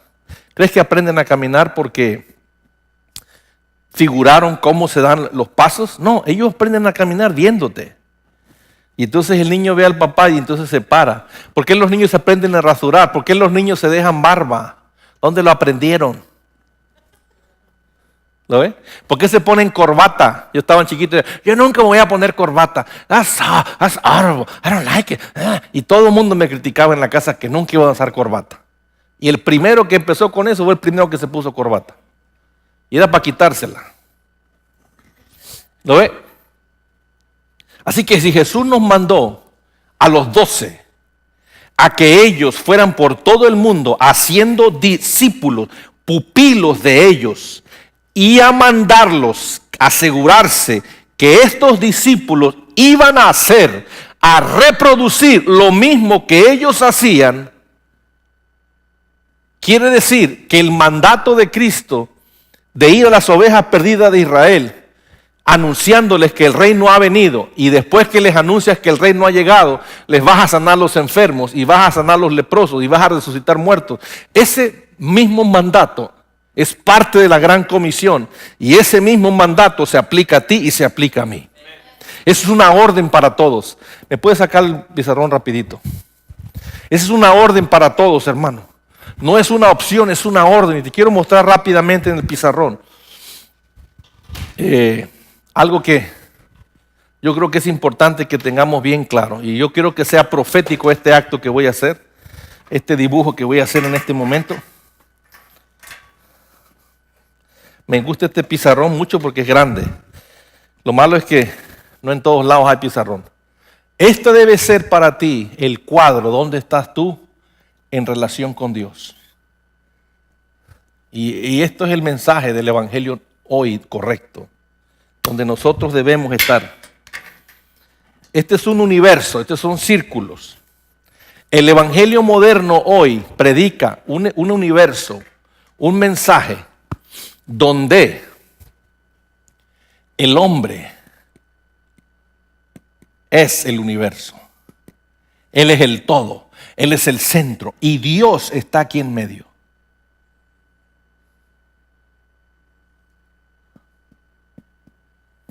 Y la única función que Dios tiene en la vida de un hombre es asegurarse. Dios tiene que asegurarse que este hombre cumple todos sus deseos, alcanza todos sus sueños, tiene su propio negocio, compra su casa fina, se compra 3 carros, manda a sus hijos a la universidad. Este es el papel de Dios, asegurarse que Él cumpla todo lo que quiere. Y esta es la razón por qué la gente viene a la iglesia, incluyéndote algunos de ustedes. Lo único que les interesa es que Dios les ayude en sus planes, en sus objetivos, en sus necesidades, en sus sueños, en su matrimonio, en su futuro, en sus anhelos. Él es el universo y Dios solamente ocupa un papel de proveedor. Este es el esquema de muchas iglesias, predicadores. ¿Y quieres que te diga algo? La televisión cristiana e incluso la radio cristiana. Eso es lo que predican. Yo he conocido, fíjate, una ocasión en un lugar que estaba yo, una ocasión, no me acuerdo dónde fue, no me acuerdo la ciudad, pero yo estaba en un evento de pastores y alguien predicó y al final me dijeron, ¿y cuántos business owners hay en tu iglesia? Yo dije yo nunca había reparado en eso. Porque él decía que Dios le había dado la orden de que su iglesia todos debían convertirse en business owners. O sea, en hombres de negocio. Yo dije dentro de mí, ¿cuántos hay en tu iglesia? Yo me quedé, en ese tiempo, nada más había 2 o 3. Y no era Nono ni Vicente. Eran otros. Pero yo nunca había reparado en eso. Y me quedó la duda, Señor, ¿en qué estoy fallando? ¿Por qué yo no he desarrollado hombres de negocios? Hasta que luego entendí que tener en la iglesia hombres de negocios de nada es algo como un mandato de Dios, ni la voluntad de Dios. Eso es la voluntad del hombre, porque a través de los hombres de negocios, las iglesias explotamos a los hombres de negocio y son los que hacen la mayoría de grandes inversiones. Hablando de hombres y negocios, fíjate, en ese tema, algunos predicadores se van al extremo. Tú piensas que yo hablo mucho del diezmo, ahí te va. En ese tipo de iglesias donde hay muchos hombres de negocios, se les dice a los hombres de negocios que hay que diezmar del negocio. ¿Dónde está Nono? Tápate los oídos, Nono. Entonces, el hombre de negocio diezma de su ingreso y ya es grande. Pero entonces el pastor dice, mira hermano, Dios me está diciendo que también tienes que diezmar del negocio. Entonces, por ejemplo, si el negocio vende $100,000 al mes de ventas, el pastor quiere que él le diezme $10,000. Por eso es que hoy día se predica que todos deben tener negocio en la iglesia. ¿Por qué? Porque estamos tras el diezmo del negocio. Pero este es el mensaje que se predica hoy. Esta es la clase de creyentes que hay en la iglesia hoy. Yo sé cuando hablo a quién estoy hablando. Por eso es que yo soy tan chocante para muchos. Hay gente que viene aquí, se siente y me oye y dice, no. Y me agarran tirria. ¿Sabe qué? No soy yo al que le tienen tirria. Ni son ellos que me tienen tirria. Es el demonio que vive en ellos, que sabe que si se me expone por mucho tiempo, lo vamos a desplazar. Va a salir. Por eso es que de repente una persona, una pareja, de repente uno odia al pastor. Y el otro está batallando porque no sabe qué hacer. Si llega, no sigo, no sigo. Yo lo he visto tanto que no se me hace nada. Es común para mí. Pero yo sé de qué estamos hablando. Estamos hablando de espíritus inmundos que poseen a las personas y hacen que las personas vengan a las iglesias o busquen a Dios con esta motivación. Dios está obligado a darme. Si no, me busco otro Dios o me busco otra iglesia. Pero es el mismo esquema, esto no cambia. Y lo que yo te quiero decir a ti en esta mañana es que el evangelio del reino pone a Dios como el universo de todo. Y el hombre, y todos los hombres, estamos alrededor de lo que Dios quiera hacer. Somos el hombre, tú y yo. Y yo estoy aquí en la tierra. Tú estás aquí en la tierra, literalmente, hermano, para hacer lo que Dios desee y quiera. Este es el evangelio verdadero. La pregunta, ¿en qué evangelio tú estás fundamentado? Este es el evangelio. El universo de nuestra vida es Dios. Y nosotros solo estamos aquí para hacer lo que Él quiera que hagamos. Pastor, ¿y entonces dónde entra uno sus sueños? ¿Dónde entran sus anhelos? Lo maravilloso de esto es que en la voluntad de Dios, cuando Él es tu universo, Dios sabe el corazón del hombre. Y dice el Salmo 37, encomienda a Jehová tu camino, confía en Él y Él hará. Se brinca un versículo y el que sigue. Versículo 37, 37 es el Salmo, y dice, te concederá las peticiones de tu corazón. Lo maravilloso del evangelio es que el Señor, cuando tú lo sirves a Él en todo lo que Él desea, Él concede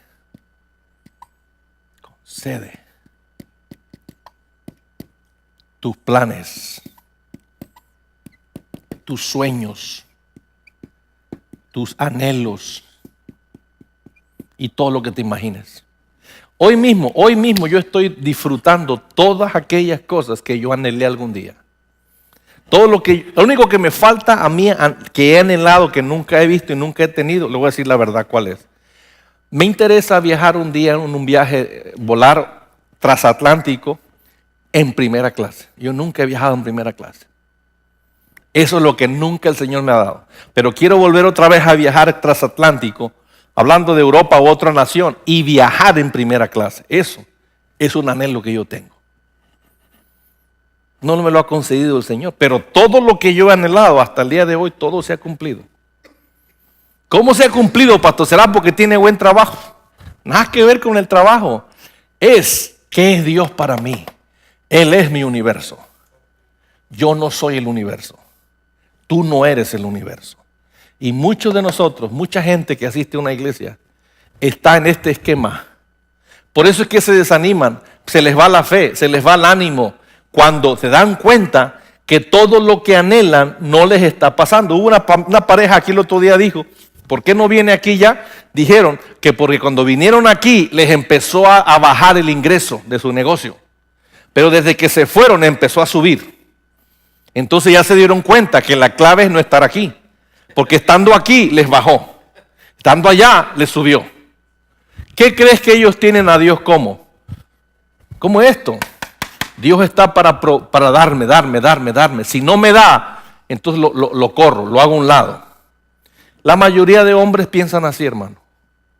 Pero yo quiero en este lugar no desarrollar eso, yo quiero desarrollar esto. Cuando tú predicas esto, enseñas esto,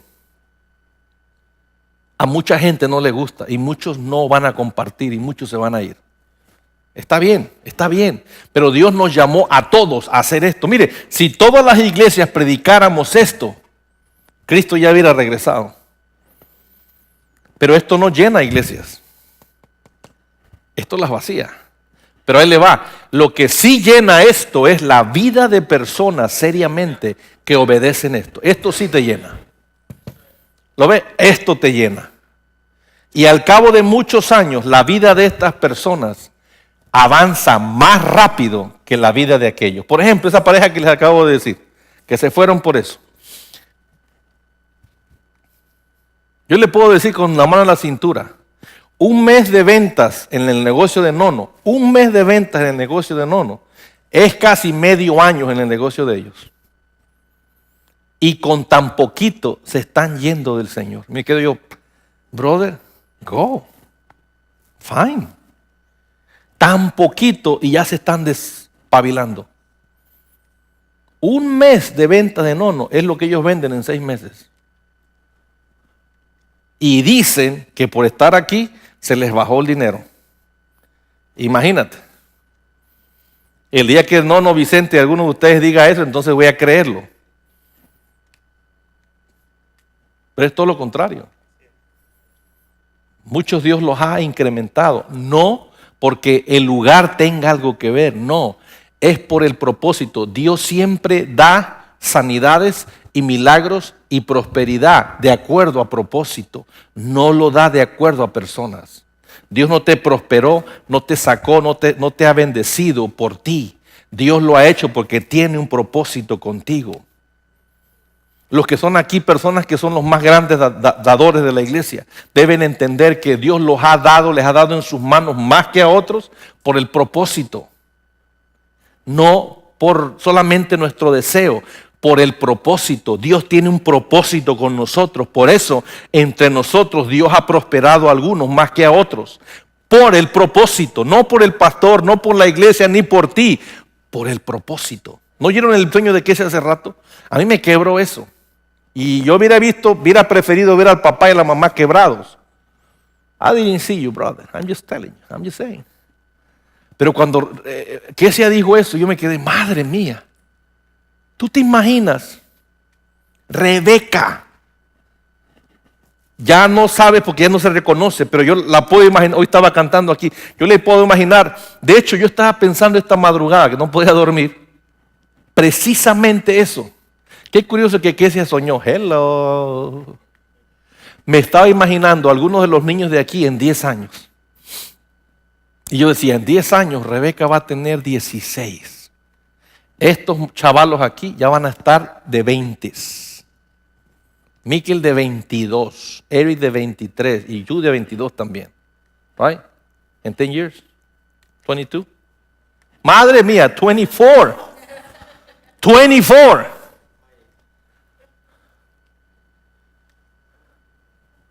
El chami tuyo va a estar de 14, como él. El chami Cantuc, igual que estos. Lo está viendo, 10 años, hermano. El tiempo pasa rápido. Por eso no tenemos tiempo que perder, no tenemos tiempo que andar en necedades. Pastor, pero usted no entiende, yo tengo necesidad en este momento. ¿Cómo hago, pastor? Yo te quiero sugerir. Ubícate en este esquema, ubícate aquí, que Dios sea tu universo, que seas mi universo. ¿Cómo va? Quiero na. En los CD que estaban allá, ahí estaba uno. Ya me enteré que todos los llevó Lisette, pero bueno. ¿Sabe qué me dijo el otro día Vicente? Que dice que ahí en su cuarto Lisette tiene póster de Adrián Romero. Así me dijo Vicente. Pero ahí les va una más picuda todavía. El Robin trae aquí en su cartera a Marcos Witt.